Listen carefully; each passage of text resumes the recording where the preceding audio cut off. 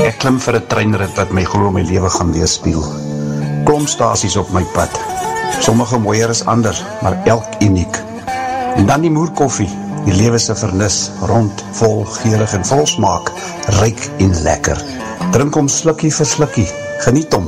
Laat hy oor die tong rol, want by jou stasie is die rit verby. Die rit weet te flits van die geheue.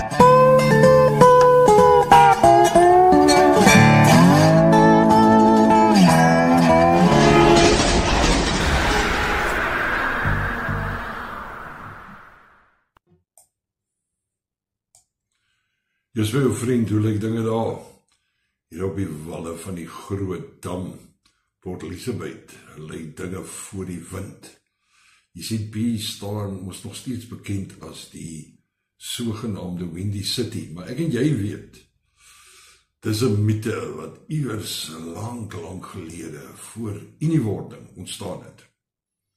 Nietemin, weer eens 'n goeie week hier vanaf my kant, elke dag 'n meesterstuk. Nes die taal van Rembrandt van Rein sigarette. Ons het altyd gesê, elke hoes 'n meesterstuk. By the way, dit was juist met Rembrandt tabak, waarmee Anton Rupert, een van die rykste manne in Suid-Afrika geraak het. Dit naas die Oppenheimers. Die een deur diamante en die ander een deur twak. Maar ek glo, dis hoe ryk trustbabas ontstaan, sou ek sê. Dit is white privilege, verseker. Die ene waarvoor ek Rob Hersof nogal like is, omdat hy onomwonde verklaar, dat hy in groot rykdom gebore was. En dan kan ek jou vertel, white privilege se gat, man. Ek en jy weet, die naaste wat ons mense aan dit gekom het onder die natte, was miskien om Almie toe te gaan, vir R30 'n maand gaan werk het, jou gat op 'n lyn gesit het, laat jy moontlik kon geskiet word. Maar dis nou as enigeen dit as 'n voorreg kan beskou, vir volk en vork en vaderland. Die res moes ons voorwerk, en tot vir ons eie studies betaal. So hierdie algemene opinie dat alle wit mense volgens die ANC kleurkaart geld in die bank het, graad het, pensioenfonds, karavaan, 3 afbetaalde karre, jetski en 'n corgi hondjie is pure hondestront. Van die witte met die pitte. Nou al sou jy al goed hê, het jy tonneshard gewerk daarvoor. Dis nie vir jou op 'n skinkbord deur P.W. Botha en sy regering gegee nie. Nee, wat? Hulle het genoeg ander belange gehad. Anders se eiendom in die publieke belang onteien en verniet weggee, nou, sorry, daai het nie gebeur nie. Nee, hulle het tussen al die harde werk grond vir al die etniese groepe gegee. But I mean, surely the apartheid is an important part of this political discussion, and that no sane person would want to kind of reverse apartheid against white people, but it nevertheless factors into what's going on in South African politics, and it's a very difficult legacy to deal with. Well, apartheid, in the apartheid times, each black group was given the land that was traditional to them. To use. I mean, your large swathes of the country were in the hands of the blacks. The whole of Zululand was in the hands of the blacks. The whole of the Transkei, which is where the Xhosas originally lived, was given to them.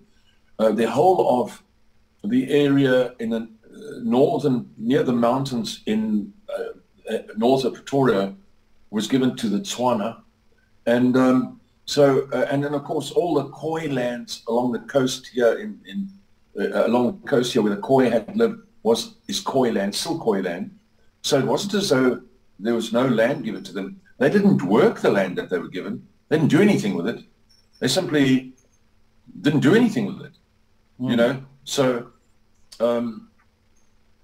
so they migrated onto the areas where the white people were farming for jobs. They didn't work their own land. They didn't try and farm their own land. They didn't. Soevereine state, almal praat mos nou so oor van, South Africa is a sovereign state. 'n Soevereine staat, sover ek weet, is dit nie moontlik vir mense om sommer net in te loop, in te vlieg of wat ook al nie. Soevereine staat, nie waar nie. Ons duisende mense wat elke dag oor hierdie grense instroom. Ja, ons het soevereine state geskep, soos Sky, Transkei, Botswana, Zululand, Venda. Wat vir my egter opvallend was die week, is dat die president sê, ja, ons het baie swaar gekry gedurende apartheid, alles is van ons weggeneem, niks is vir ons gegee nie, en nou kom klaar julle dat ons 'n klomp wit is, kom klaar julle nou oor BEE. Cyril Ramaphosa double down on BEE. Let's have a listen. In our country, it was just the few privileged, and may I continue to say white people, who continue to own the means of production, who continue to own the productive economy of our country. Now, we took them to America. Now, this I find very worrying. I find it very worrying that we continue to have this notion that BEE is the one that's holding our economy back. It is the partial and exclusive ownership of the means of production in our country that is holding this economy from growing. Wat vir my egter opvallend was die week, is sy, ek wil amper sê, trane trekker oomblik. Op 'n vraag van Corneille Mulder in die parlement oor BEE. So, what we seek to do, as set out in the equality clause in our constitution, to redress the imbalances of the past. If we accept that the ownership of our economy is imbalanced, the clause on equality in our constitution seeks to undo that, to redress that. Nou vir diegene wat nie die land se geskiedenis ken nie, spesifiek voor 1994, sou dit dalks aangedaan laat. Maar vir diegene wat weet en name kan en wil onthou, was daar diegene wat wou, wat steeds geleentheid gehad het om net 'n paar te noem. Richard Maponya het talle besighede in tekstiel, suiwel, kos, verhuuring van eiendom en volstasies gemaak. Patrice Motsepe, die president se swaartjie, hy het lae aandelepryse geëksploiteer tydens die awaardse goudprys in die 80s en in baie winsgewende besigheid omgedraai. Ons ken daai stukkie geskiedenis.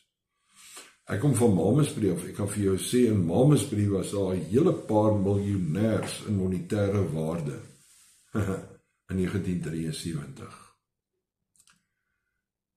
Nou sê die president, jy kon nie dit doen nie, want dan was jy in die tronk gegooi. Because we've come from a horrible past when that was not allowed by law, where people were arrested. If you wanted to set up an economic facility in town, you were put to jail. But today, we are saying all that must be put behind us. We must allow more and more people to play an important role in the economy of our country. And this is what baffles me by those who are opposed to black economic empowerment. I say, what do you want to see happening? Do you want to see black people continuing to play the role of laborers, drawers of water, hewers of wood, and consumers only? Why can't black people be made to own productive aspects of our economy? Why can't they be rich as well? That is what needs to happen. Julle beskuldig die hele tyd mense van vals inligting. Dit is vals inligting. Amper in trane, ja, word ons ook vertel van hoe goed mense, spesifiek swart mense voel, as hulle presteer in 'n besigheid, asof hulle nog nooit die geleentheid gehad het nie. So therefore, ownership of our economy should be broadened. And I can tell you, Dr. Mulder, there's nothing that gives our people joy, particularly black people, as they go around and they find that this production facility is owned by a black person. It warms one's heart. It makes us feel so good. Die ou natte het biljoene vir meer as 20 jaar in die sogenaamde TBV-state en ook ander ingepomp om ontwikkeling te bewerkstellig, wat ons nou nie juis kan op hierdie stadium sê, hierdie regering baie suksesvol mee is nie, die ontwikkeling van mense nie, ongeag van ouderdom, en spesifiek van swart velkleur. So, duisende hektare grond is onteien van wit mense af, destyds al, in die 70s en 80s, gepraat van onteiening, maar dit was met vergoeding, is nie net gevat nie, thank you very much nie. Duisende hektare vandag nog, na alles wat ingesit is, opleiding.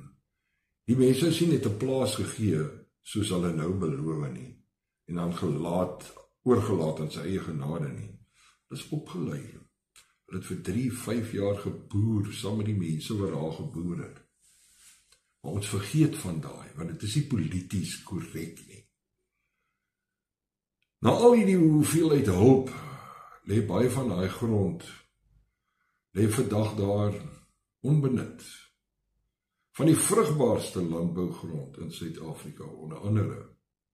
Met ander woorde, daar het weer eens dadels van gekom, en vandag word dit gemaak asof daar nog nodigheid is vir grondhervorming.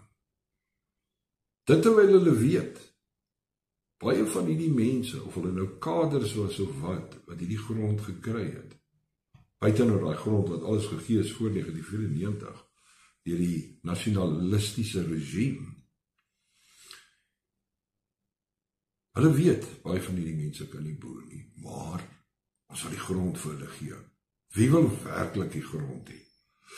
Baie van die onteiening wat al gedoen is die afgelope jare sedert die 1994, het hierdie mense nou nog nie die titelaktes nie. Nou hoe gaan jy na 'n bank toe as jy 'n oes wil insit? Hoe gaan jy na 'n bank toe en sê, luister, gee vir my 5 miljoen rand, ek wil mielies plant. En jy is nie die eienaar van die grond en die staat is.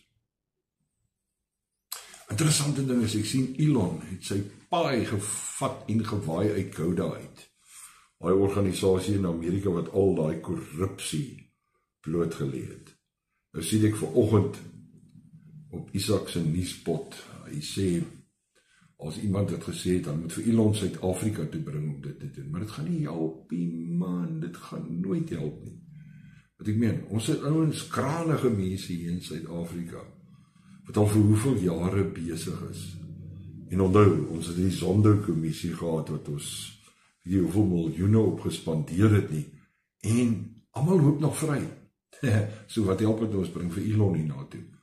Maar kyk, Elon se pa, Errol, ek sal like om met hom te praat een van die tyd. Daai man het nie soveel visie. En sy groot ding is, sy visie is gebou op ware ondervinding, feite, nie fake news nie. En kyk gou hierdie videoetjie hier, waar hy vertel van hoe hy in 1993 Lesotho toe gevlieg het. Nou Lesotho is al vir jare in die hande van die boerlinge, want onthou, hulle het destyds gevlug van die Zulus af, daar in die Highlands, en daar op die koppe gaan wegkruip, en hulle van bo af gemoer met klippe, so hulle daar onder aangekom het om hulle te traai aanvat. Kijk, die Basotos. Hulle is liever 'n perdjie, hulle noem dit 'n pony. So, kyk gou hierdie enetjie, wat sê hy, toe hy daar oorvlieg met 'n klomp ure, om hulle Lesotho toe te vat vir besigheid. And a good example of this is on one occasion when I was to do the radio station in Lesotho by the Irish government, I flew the Irish officials down from Johannesburg Airport to Maseru, the capital of Lesotho. And Lesotho is an area, a very high-lying area where the Sothos managed to escape from the Zulus by living up in that mountain. They found a way to avoid the Zulus by living up there. And today it's an independent country that Britain established long ago. Anyway, as you fly down towards Lesotho from Johannesburg, Lesotho is divided from the South African side, the Free State, is divided by the Caledon River. And on the one side was the Free State, on the other side was Lesotho. And I pointed out to the Irish officials, if you look down from the air, because I flew the aeroplane, it was my own aircraft, if you look down, on the Free State side, you have Hans Christian Andersen meadows, like from the fairy tales, you know, of patchwork fields and colors and greens and yellows and whatever. And on the other side of the Caledon River, it looked exactly like the moon. You know, exactly like the moon. So the land on the other side, on the Lesotho side, was in fact the same as the land on the other side. But on the Lesotho side, it looked like the moon, like you were looking at the moon, if you know what I mean. So then that is an illustration that they don't work the land, you see. See nou daar. It's been happening, it's going to happen again. Nothing has changed. Kan nie net vir hierdie mense links regs gaan plase vat van mense wat werklik boer, wat bydra tot die land se voedselsekerheid en hoop hulle gaan boer. En soos die president sê in sy video, ja, maar hierdie mense gaan so bly wees om dit te doen. Het gaan so lekker wees om 'n suksesvolle besigheid. Dit kom van 'n president wat sy party nie eers hierdie land kan in stand hou nie, met al die verrotting en die verval nie. Want onthou, hierdie land is eintlik 'n besigheid, is 'n moerse groot besigheid. Hulle dit laat verval, so wat gaan dit help? Jy gee vir 'n ou stuk grond. Ons noem dit 'n plaas. Wat gaan daar gebeur? Fuck off. So, ja, want even Davie Rood, wat nie eens 'n boer is nie, kyk wat sê hy, leiding van Cyril in die parlement, wat die president sê. Ek dink ons moet hom nie Cyril noem nie, meneer Cyril, wat meneer Cyril sê nie. Dr. Mulder, you look at the Afrikaners, the history of your people. If you look at the history of your people, they were held back by the English. And with later days, they were enabled. They became more and more economically empowered. And they became economically empowered due to the policies of apartheid, the laws that were put in place, the sweet deals that they were given, and they started getting more and more into being serious economic players. Why can't the same be done for black people? Why? I listened to what the president had to say, and I must tell you, I am absolutely horrified, because clearly our president doesn't know the basics about economics. He doesn't understand the modern economy, and obviously the kind of policies that the ANC is putting in place is simply not supportive of economic growth in a modern economic environment. Maybe I could just stand back a little bit and just to try to explain what I'm trying to say in terms of economic growth and where everything, I think the president is so completely and totally wrong. Remember, modern economies centers around service industry, the tertiary industry.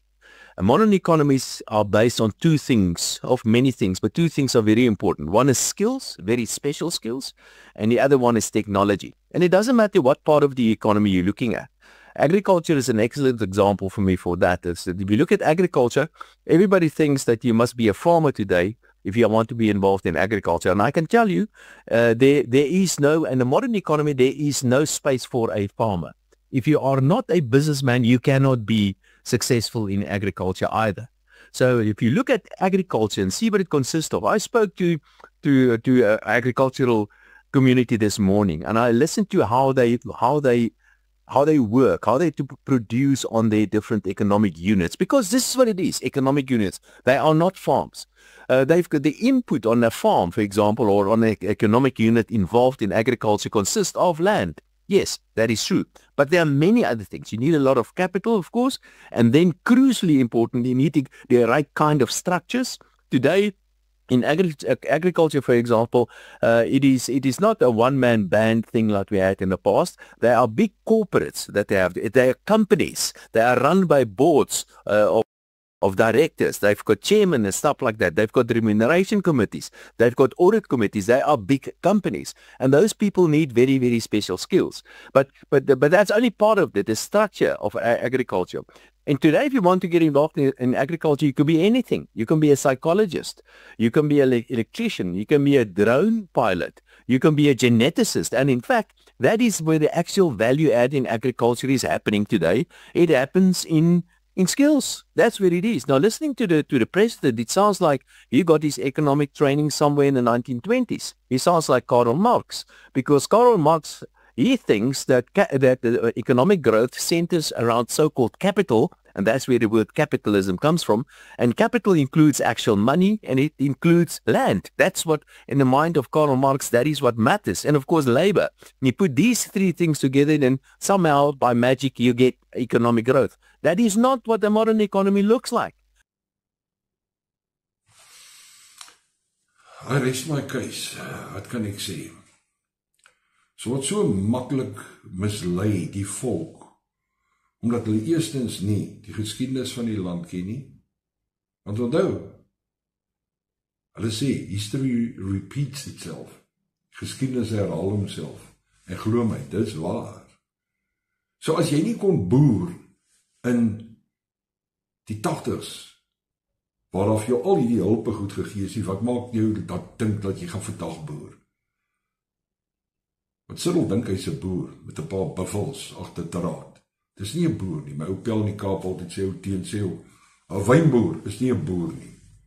Want hy dra nie by tot voedselsekerheid nie. Dis nie boerdery nie. So, ja, daar het jy dit.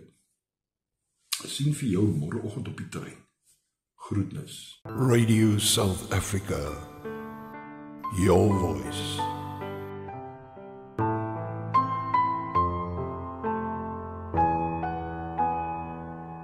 24/7.